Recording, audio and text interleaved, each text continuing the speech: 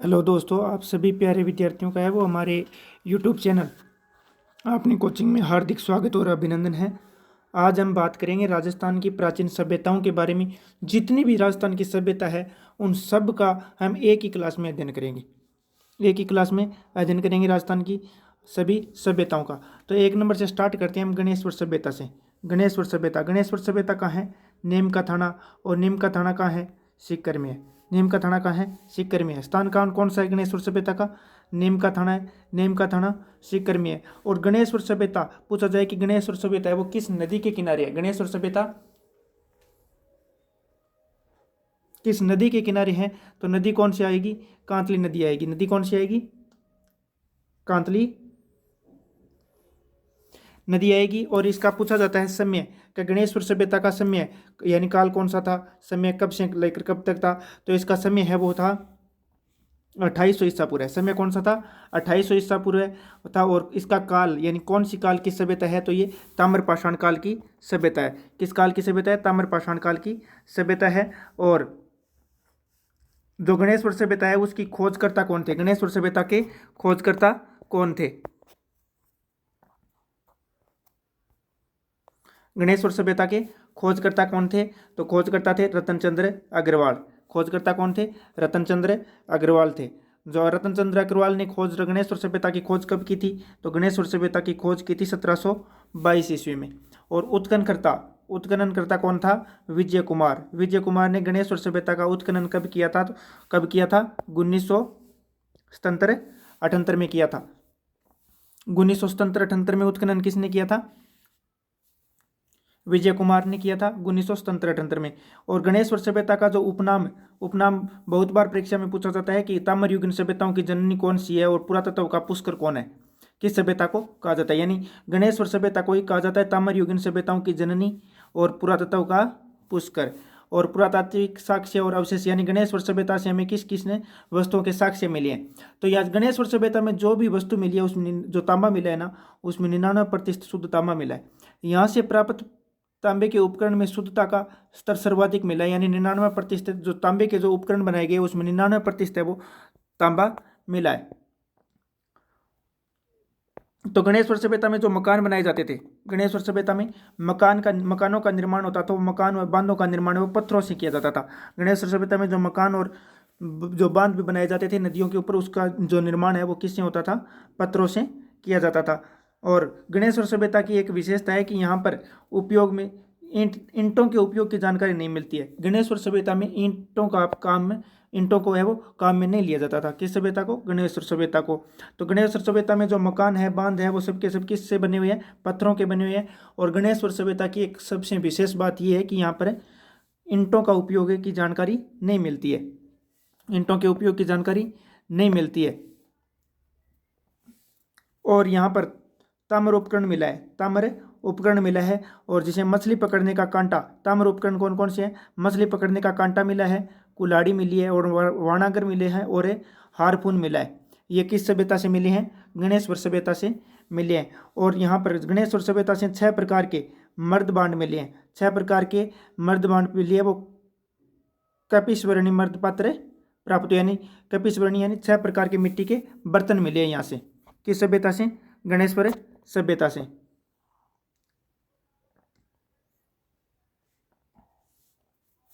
और गणेश्वर सभ्यता में है वो एक नोट लगा कर एक बात लिखनी है कि गणेश्वर सभ्यता में ना वो गणेश्वर सभ्यता को आरंभिक तांबे की आपूर्ति कहाँ से होती थी? बहुत बार पूछा गया प्रश्न है कि गणेश्वर सभ्यता को है वो तांबे की आपूर्ति कहाँ से होती थी? गणेश्वर सभ्यता को तांबे की आपूर्ति है वो कहाँ से होती थी? तो गणेश्वर सभ्यता को तांबे की आपूर्ति कहाँ से होती थी भी? कोल्हण से होती थी। कहाँ से होती थी? कोल्हण से होती थी। अगली सभ्यता हम देखते हैं। अगली सभ्यता कौन सी आती है? 2 नंबर आहड़ सभ्यता। अगली सभ्यता कौन सी आती है? आहड़ सभ्यता। आहड़ सभ्यता किस जिले में है? पहला प्रश्न तो ये है कि आहड़ सभ्यता किस जिले में है? तो आहड़ सभ्यता किस जिले में है? उदयपुर में। आहड़ सभ्यता किस जिले में है? उदयपुर जिले में है। और जो आहड़ सभ्यता है उसे बनास संस्कृति भी कहा जाता है। आहड़ सभ्यता को कौन सी संस्कृति कहा जाता है? बनास संस्कृति कहा जाता है, क्योंकि यह बनास नदी के किनारे विकसित हुई थी। बनास व उसकी सहायक नदियों के किनारे विकसित होने के कारण इस सभ्यता को बनास संस्कृति भी कहा जाता है। और जो आहड़ सभ्यता है उसका स्थान यानी किन कौन से जिले में स्थित है, तो ये आहड़ सभ्यता किस जिले में है? उदयपुर में है। किस जिले में है? उदयपुर में है। और अगर पूछा जाए कि आहड़ सभ्यता कौन सी नदी के किनारे है, तो आहड़ सभ्यता है वो आहड़ नदी के किनारे है। कौन सी सभ्यता? आहड़ सभ्यता किस नदी के किनारे है? आहड़ नदी के किनारे है। और आहड़ नदी का दूसरा नाम कौन सा है? बेड़च नदी है। आहड़ नदी का ही दूसरा नाम क्या है? बेड़च नदी है।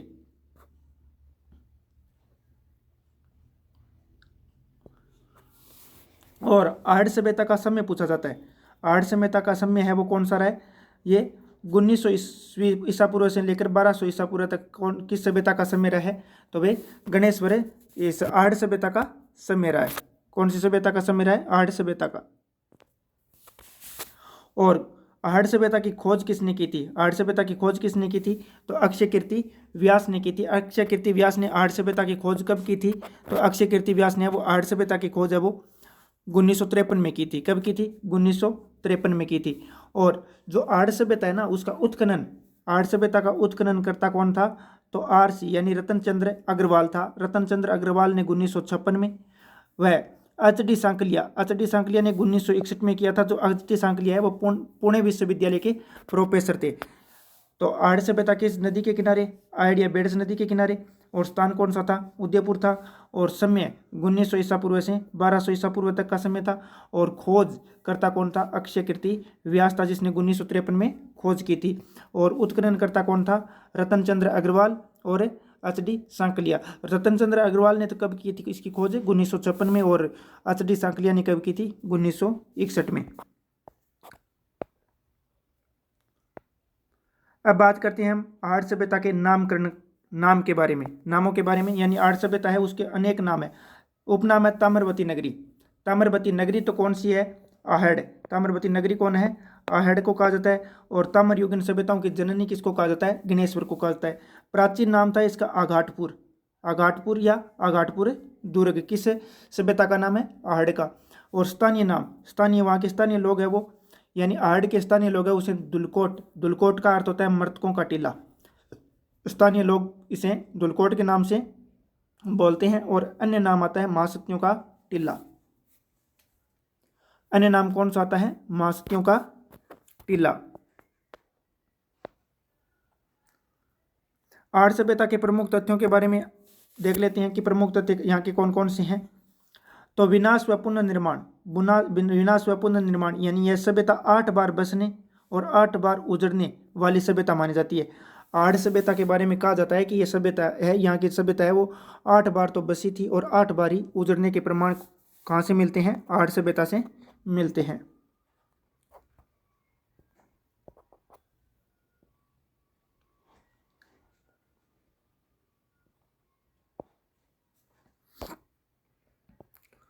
आहड़ सभ्यता है, आहड़ सभ्यता से हमें है वो बनासियन बुल के, आहड़ सभ्यता से बनासियन बुल के अवशेष मिले हैं। आहड़ सभ्यता से किसके अवशेष मिले हैं? बनासियन बुल यानी बेल से, बेल की जो मिट्टी की मूर्ति बनी हुई है बेल की, वो कहाँ से मिली है? इस सभ्यता से मिली है, आहड़ सभ्यता से। और आहड़ सभ्यता में जो अनाज रखने के बड़े मर्द बांध थे उसे गोरे व कोठे कहा जाता था। और जो आहड़ में एक यंत्र मिला है शरीर से मेल छुटाने का पत्थर का मिला है सावा, से क्या कहा गया? सावा कहा गया। और आहड़ से 6 यूनानी मुद्राएं, तांबे की 6 यूनानी मुद्राएं और 3 मोहरें मिली है। और एक मुद्रा पर यूनानी देवता,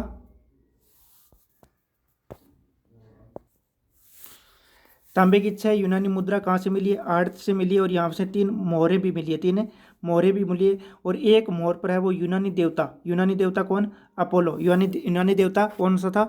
अपोलो था, जिसका एक तरफ है वो अंकन मिला है। एक तरफ अंकन किसका मिला है?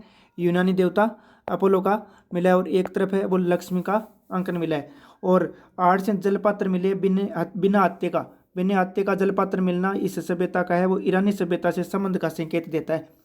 और सामाजिक ढांचा, ये ग्रामीण सभ्यता थी। संयुक्त परिवार एवं पितृस्थात्मक स्वरूप यहाँ मिला है। और यहाँ से 6 चूल्हे मिले हैं, जिससे यह प्रमाण लगाया जा सकता है कि यह सभ्यता है वो इस सभ्यता में संयुक्त परिवार की प्रथा पाई जाती थी। और यहाँ की जो अर्थव्यवस्था यानी मुख्य व्यवसाय था वो था तांबा गलाना। मुख्य व्यवसाय कौन सा था? तांबा गलाना था, क्योंकि यहाँ से 40 तांबे की भट्टियां प्राप्त हुई है।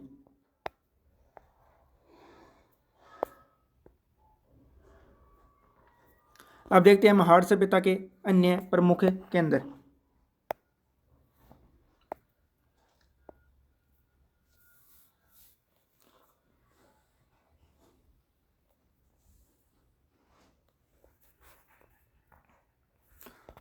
अन्य प्रमुख केंद्रों में आता है, यहाँ पर क्षेत्र आता है गिलंडू। गिलंडू सभ्यता, गिलंडू सभ्यता कहाँ पर है? राजसमंद में है, बनास नदी के तट पर है। और गिलंडू सभ्यता है उसकी उत्खननकर्ता कौन था? ब्रजवासी लाल था। ब्रजवासी लाल ने जो उत्खनन किया था वो 1957-58 में किया था। ब्रजवासी लाल ने गिलंडू सभ्यता का उत्खनन कब किया था? 1957-58 में। यहाँ से साक्ष्य मिले 5 प्रकार के मिट्टी के बर्तन और एक पक्की ईंट से निर्मित दीवार मिली है। तो जो आर्य सभ्यता है उसका केंद्र है गिलंडू। गिलंडू सभ्यता कहाँ पर है? राजसमंद में। किस नदी के किनारे हैं? तो बनास नदी के किनारे हैं। और उत्खनन किसने किया था गिलंडू का? ब्रजवासी लाल ने किया था। कब किया था? तो 1957-58 में किया था। और यहाँ से साक्ष्य है वो 5 प्रकार के मिट्टी के बर्तन और एक पक्की ईंट से निर्मित दीवार मिली है। दूसरा केंद्र आता है आहड़ का बालाथल।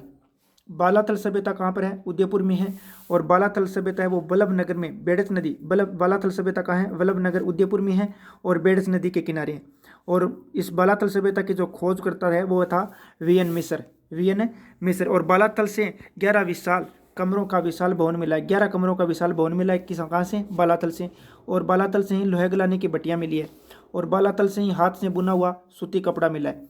बालाथल से कौन सा कपड़ा मिला है? हाथ से बुना हुआ सूती कपड़ा मिला है। और 3 केंद्र आता है यहाँ पर ओजियाना सभ्यता। ओजियाना सभ्यता कहाँ पर है? ब्यावर। ब्यावर का बदनौर के पास पड़ता है।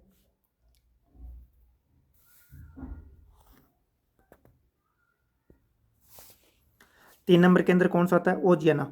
ओजियाना सभ्यता कहाँ पर है? ब्यावर में। ब्यावर पड़ता है स्थान बदनौर में, बदनौर के पास पड़ता है। और ओजियाना सभ्यता का जो उत्खनन करता था वो था, उत्खनन किसने किया था? बी आर मीणा व आलोक त्रिपाठी ने किया था। बी आर मीणा और आलोक त्रिपाठी ने किस सभ्यता का उत्खनन किया था? तो ओजियाना सभ्यता के किया था। और ओजियाना सभ्यता से जो साक्ष्य मिला है वो है गाय व सफ़ेद बैल की मरण मूर्तियाँ। गाय व सफ़ेद बैल की मरण मूर्तियाँ कहाँ से मिली है? ओजियाना सभ्यता से मिली है। ओजियाना ब्यावर में है। ब्यावर बदनौर में है, बदनौर भीलवाड़ा में। और 4 नंबर स्थान आता है आहड़ का धौलीमगरा। धौलीमगरा स्थान है वो उदयपुर में है। और माना जाता है ये इस आहड़ सभ्यता का सबसे नवीनतम स्थल है। आहड़ सभ्यता का सबसे नवीनतम स्थल कौन सा है? तो वो है धौलीमगरा। 5 नंबर स्थान आता है लाचुरा। लाचुरा सभ्यता स्थल कहाँ पर है? भीलवाड़ा में है। ये भी किस सभ्यता का केंद्र है? आहड़ का केंद्र है।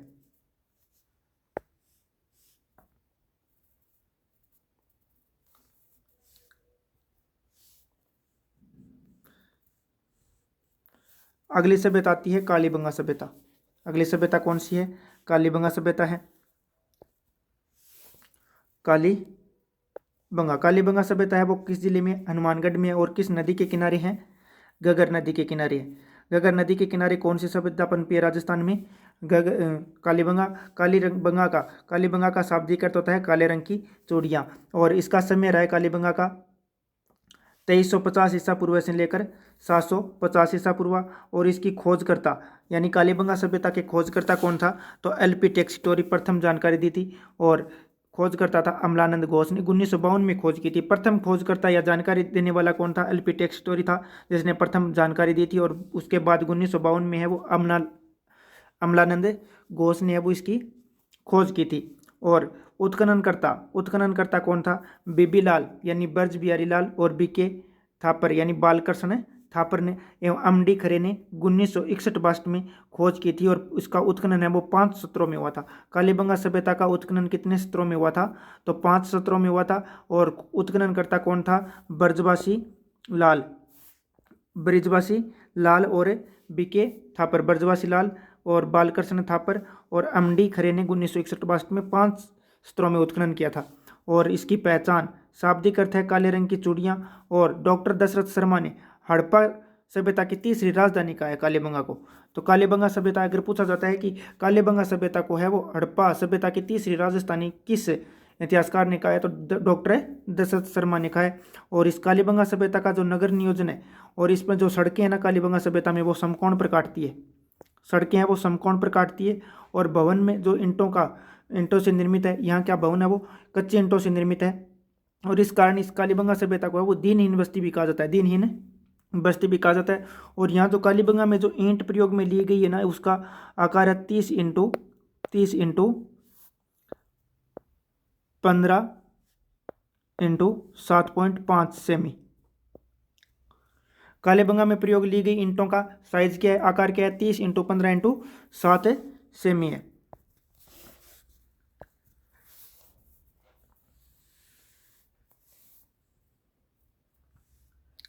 और जो कालीबंगा के जो फर्श है ना, वो अलंकृत फर्श है और लकड़ी और पक्की ईंटों से बनी नालियां मिली है। पक्की ईंटों और लकड़ी से बनी नालियां किस सभ्यता में मिली है? तो कालीबंगा में मिली है। और यहाँ के जो फर्श है, जो भवनों के फर्श है, वो अलंकृत फर्श है। और लिपि व समाधान के साक्ष्य है वो लिपि, यहाँ पर लिपि है वो भावचित्रात्मक विलक और बुस्ट्रोफेदन लिपि मिली है, यानी इस लिपि को दूसरा नाम गोमूत्र लिपि भी है। और यहाँ पर कालीबंगा में जो समाधान यानी अंतिम संस्कार है वो 3 प्रकार का होता था, 3 प्रकार के प्रचलित थे। और यहाँ से कालीबंगा सभ्यता से जो प्रमुख साक्ष्य मिले हैं वहाँ से मिले हैं विश्व में भूकंप के प्राचीन साक्ष्य है। विश्व में यानी पूरे विश्व में है वो भूकंप के प्राचीन साक्ष्य है वो किस सभ्यता से मिले हैं? तो हनुमानगढ़ में कालीबंगा सभ्यता से मिले हैं। किस सभ्यता से मिले हैं? हनुमानगढ़ में कालीबंगा सभ्यता से है वो प्राचीनतम भूकंप के साक्ष्य मिले हैं।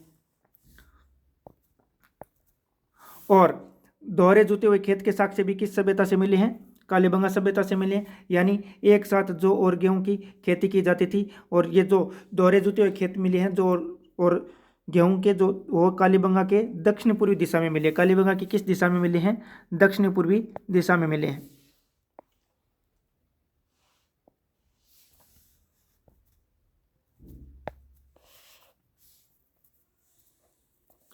और कालीबंगा से 7 अग्निवेदिकाएं मिली हैं। और अग्निवेदिकाओं के पास ही 7 हवन कुंड मिले हैं। अग्निवेदिकाएं कितनी मिली है? यहाँ पर कालीबंगा में 7 मिली है। और 7 में कितने हवन कुंड मिले हैं? 7 हवन कुंड किस सभ्यता में मिले हैं? कालीबंगा सभ्यता में मिले हैं।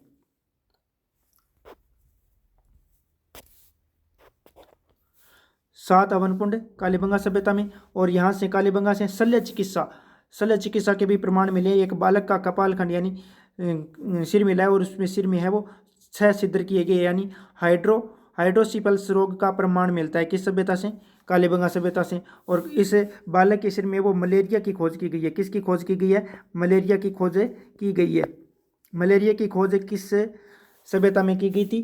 तो कालीबंगा में शल्य चिकित्सा के प्रमाण मिले हैं। और अन्य यहाँ से जो सामग्री मिली है वो है बेलनाकार मोहरे कहाँ से मिली है? कालीबंगा सभ्यता से मिली है। जो बेलनाकार मोहरे वो मेसोपोटामिया की मानी जाती है। और ऊंट की अस्थियों के प्रमाण मिले हैं और स्वास्थ्य के चिन्ह मिले हैं। और जो कालीबंगा संग्रहालय है वो कालीबंगा संग्रहालय हनुमानगढ़ में है और जिसकी स्थापना है वो 1985 से 86 में की गई थी। कालीबंगा संग्रहालय की स्थापना हनुमानगढ़ में कब की गई थी? 1985-86 में की गई थी। और अगला सभ्यता स्थल आता है बेराट। अगला सभ्यता स्थल कौन सा पढ़ेंगे हमें? 5 नंबर बेराट के बारे में पढ़ेंगे। विराट है वो विराटनगर। पहले ये विराट सभ्यता है वो जयपुर में आता था। पहले कहाँ पर आता था? जयपुर में आता था। अब वर्तमान में किस जिले में है? कोटपुतली बहरौड़ जिले में है। विराटनगर कोटपुतली बहरौड़ जिले के अंतर्गत आता है।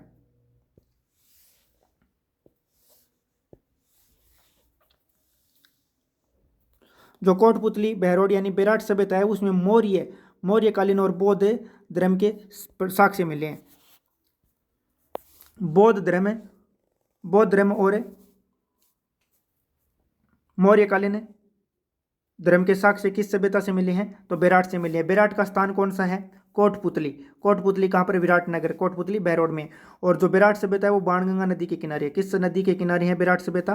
बाणगंगा नदी के किनारे हैं। और बेराट सभ्यता का जो समय रहा है वो 600 ईसा पूर्व से लेकर के 322 ईसा पूर्व लोह युगीन से मुगल काल तक का रहा है।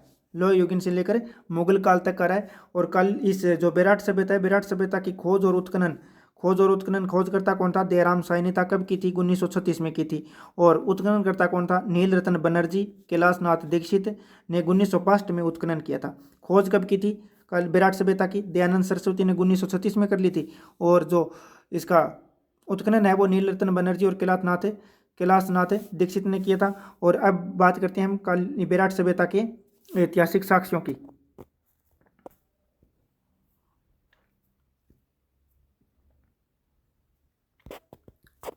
विराट सभ्यता से बाबरू शिलालेख मिला है, एक शिलालेख मिला है जिसका नाम है बाबरू शिलालेख। और इसकी खोज है वो 1837 में कैप्टन बर्ट द्वारा बिजक की पहाड़ी में खोजा गया था। कैप्टन बर्ट द्वारा कौन सा शिलालेख खोजा गया था? बाबरू शिलालेख। और कब खोजा गया? 1837 में। किस पहाड़ी पर? बिजक की पहाड़ी पर। और इसमें अशोक का बौद्ध धर्म के त्रिरत्न, और बाबरू शिलालेख है उसमें अशोक मौर्य शासक था जिसमें बौद्ध धर्म के त्रिरत्न बुद्ध, धम्म और संघ के प्रति विश्वास प्रकट होता है। और जो विराट सिंह एक सौवर्ण मंजूषा मिला थी सवाई राम सिंह सेकंड के समय उत्खनन के में एक स्वर्ण कलश मिला प्राप्त हुआ था, और जिसमें भगवान बुद्ध की अस्थियों के अवशेष थे। यानी एक स्वर्ण मंजूषा मिली है कहाँ से? विराट सभ्यता से।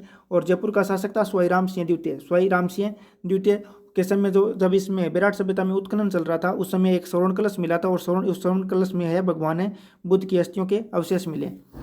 और आ गया था एवनसांग, एक चीनी यात्री हुआ करता था एवनसांग, जिसने अपनी पुस्तक, चीनी यात्री एवनसांग की पुस्तक है सियूकी में विराट को है वो प्रोलिए तोली कहा है किसने? एवनसांग ने।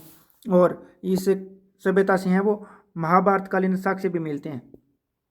महाभारत काल में इस स्थान पर, महाभारत काल में विराट में वो पांडवों ने अपना अज्ञातवास व्यतीत किया था। अज्ञातवास व्यतीत कहाँ पर किया था? तो महाभारत काल में पांडवों ने अपना अज्ञातवास है वो विराट में किया था। और विराट का राजा था राजा विराट के पास है वो पांडवों ने अपना 1 वर्ष का वनवास व्यतीत किया था। और यहाँ से 36 मुद्राएं मिली हैं, जिसमें से 8 मुद्राएं वो आयत सिक्के यानी सबसे प्राचीन सिक्के मिले हैं। प्राचीन सिक्के कितने मिले? 8 आयत सिक्के मिले। और इसमें से 36 में से 28 है वो इंडो ग्रीक सिक्के मिले हैं। और इंडो ग्रीक सिक्कों में भी 16 मुद्राएं वो यूनानी राजा मिनांडर की है जो सूती वस्त्र में लिपटी हुई मिली है। सूती वस्त्र में लिपटी हुई 16 यूनानी राजा मिनांडर की मुद्राएं कहाँ पर मिली हैं? तो विराट से मिली हैं। और 28 इंडो ग्रीक सिक्के और 8 है वो पंचमारक सिक्के मिले हैं।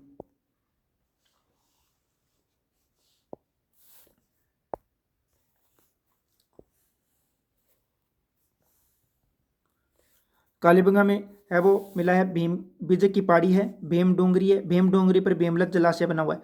और एक महादेव डोंगरी पर, और एक गणेश डोंगरी है। महादेव डोंगरी किस सभ्यता में है? तो यानी भूस्थल कौन कौन से यहाँ पर? बिजक की पहाड़ी है, भीम डोंगरी पर भीमलत जलाशय बना हुआ है, और महादेव डोंगरी और गणेश डोंगरी है। और विशेष है महिरकुल हुण शासक हुआ था महिरकुल, जिसने यहाँ के बौद्ध विहारों को नष्ट किया था। बौद्ध विहारों ने नष्ट किसने किया था? तो वो किया था महिरकुल ने। आगे हम बात करेंगे सभ्यताओं के बारे में, महत्वपूर्ण जो तथ्य इन पीछे छूटे हैं उनके बारे में विशेष रूप से बात करेंगे।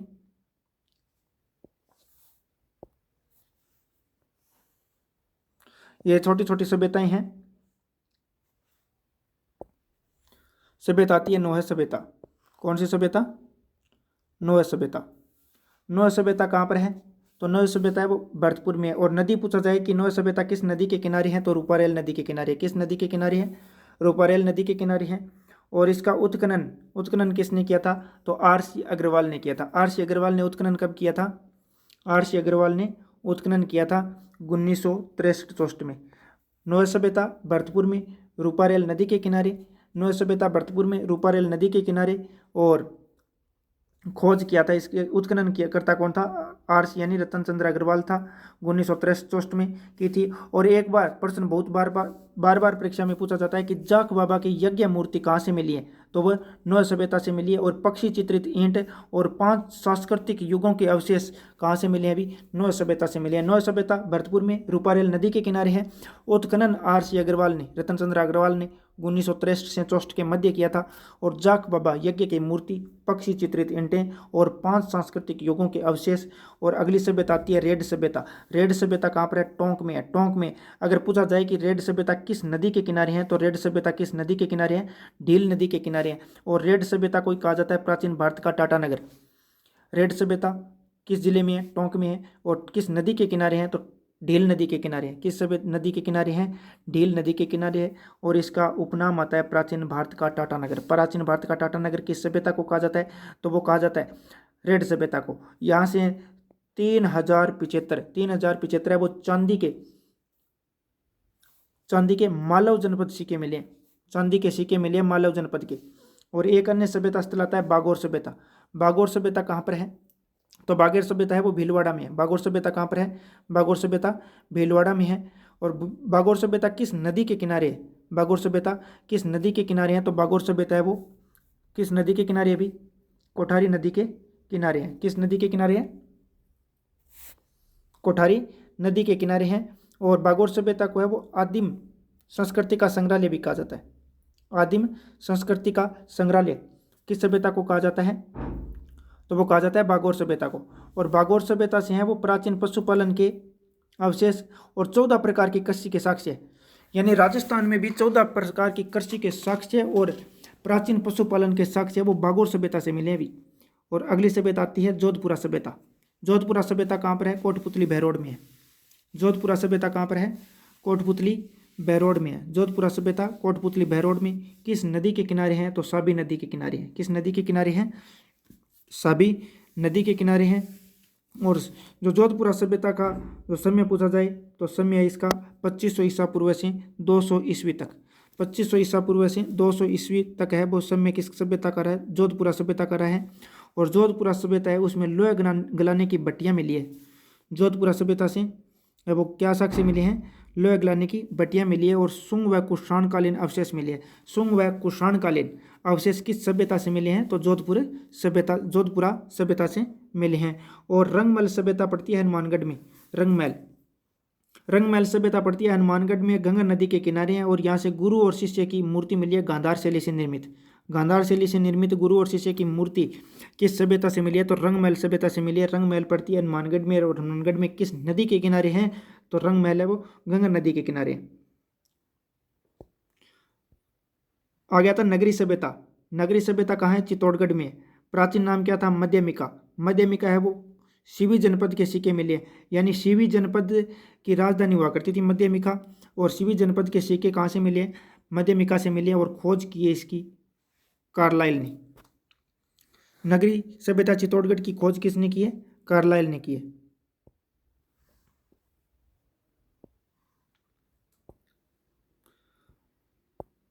आगे सभ्यता आती है ईसवाल सभ्यता। ईसवाल सभ्यता कहाँ पर है अभी? ईसवाल सभ्यता है उदयपुर में। ईसवाल सभ्यता कहाँ पर है? उदयपुर में है। और उदयपुर की औद्योगिक नगरी कहलाती है ईसवाल सभ्यता। ईसवाल सभ्यता को उदयपुर की औद्योगिक नगरी कहा जाती है। और यहाँ पर ईसवाल सभ्यता है, यहाँ पर लोह उद्योग के प्रमाण मिले भी। ईसवाल सभ्यता में किसके प्रमाण मिले हैं? लोह उद्योग के प्रमाण मिले। इसी कारण से उदयपुर की औद्योगिक नगरी कहा जाता है। और 5 बस्तियों के साक्ष्य और ऊंट का दांत प्राप्त हुआ है। ईसवाल सभ्यता से 5 तो बस्तियों के साक्ष्य मिला है और ऊंट का दांत प्राप्त हुआ है। श्रेणियों के आधार पर सभ्यताओं का वर्गीकरण। श्रेणियों के आधार पर सभ्यताओं का वर्गीकरण।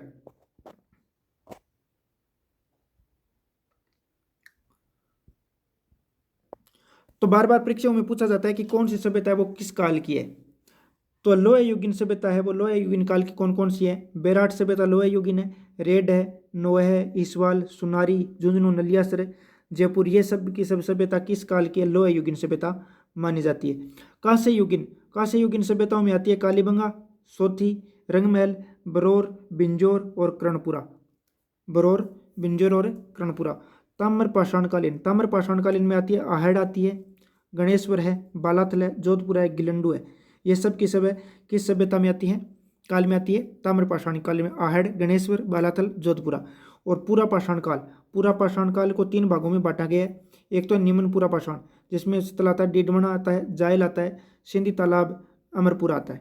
और एक आता है मध्यपुरा पाषाण काल, पुरा पाषाण, मध्यपुरा पाषाण। इसमें लूणी घाटी का क्षेत्र आ जाता है और बेडस घाटी का आ जाता है, और जैसलमेर और होकरा क्षेत्र है वो किस में आता है, किस काल में है, मध्यपुरा पाषाण में। और तीसरा आता है उच्च पूरा पाषाण में, जैसे चंबल घाटी का क्षेत्र है, बूढ़ा पुष्कर है, आलनिया है और सोनपुरा तहसील है और हर सोरा है, ये सब के सब है वो किस में आते हैं, उच्च पूरा पाषाण में आते हैं।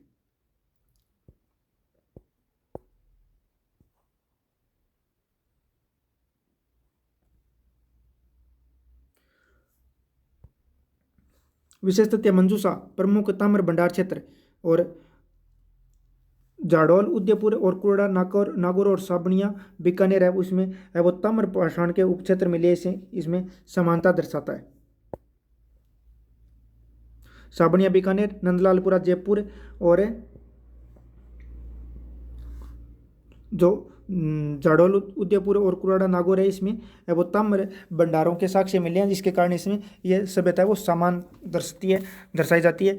और अगर आपको हमारा ये क्लास अच्छी लगे तो लाइक शेयर और सब्सक्राइब जरूर करना, और चैनल को सब्सक्राइब करना, और आपको ये जो PDF है वो टेलीग्राम चैनल पर दे दी जाएगी।